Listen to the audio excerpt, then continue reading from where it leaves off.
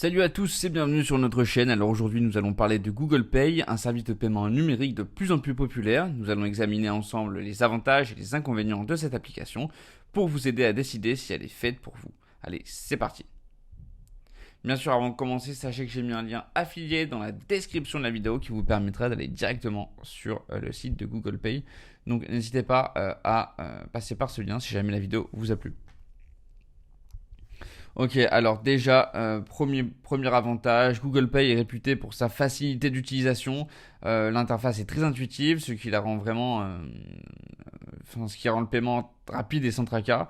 Vous pouvez facilement ajouter vos cartes bancaires et effectuer des paiements simplement en déverrouillant votre téléphone en fait et en le tenant près d'un terminal compatible NFC.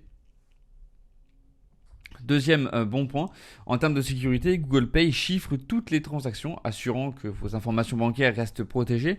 Les paiements inférieurs à 30 € peuvent être effectués sans authentification supplémentaire, tandis que les montants supérieurs nécessitent une authentification par empreinte digitale ou par mot de passe, offrant ainsi une couche de sécurité supplémentaire.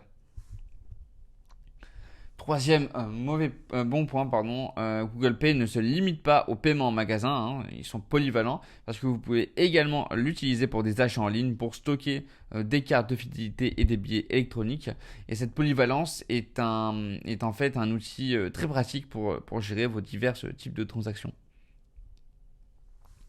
Quatrième bon point, l'application offre souvent des récompenses et des promotions pour encourager son utilisation, ce qui peut être un avantage non négligeable pour les utilisateurs réguliers.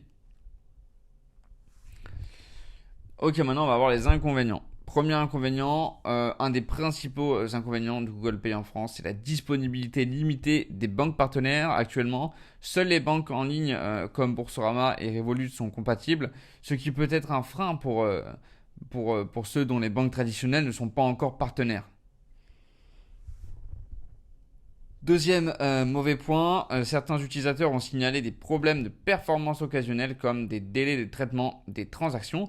Alors bien que cela ne soit pas fréquent, cela peut être assez frustrant lorsque ça se produit.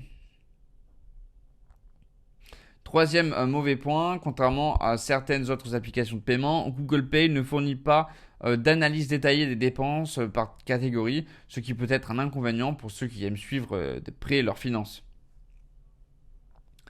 Quatrième mauvais point, il a été rapporté que certaines fonctionnalités de l'ancienne version de Google Pay, comme l'utilisation via le web ou par email, ne sont plus disponibles dans la nouvelle version, ce qui peut rendre l'application moins pratique pour certains utilisateurs. En résumé, Google Pay est une application numérique de paiement numérique très pratique et sécurisée avec une interface utilisateur intuitive et de nombreuses fonctionnalités utiles. Cependant, la disponibilité limitée des banques partenaires et certains problèmes de performance peuvent être des obstacles pour certains utilisateurs. Donc globalement, je donnerai à Google Pay une note de 8 sur 10. Donc si votre banque est compatible et que vous cherchez une solution de paiement numérique facile à utiliser, Google Pay est certainement une option à considérer.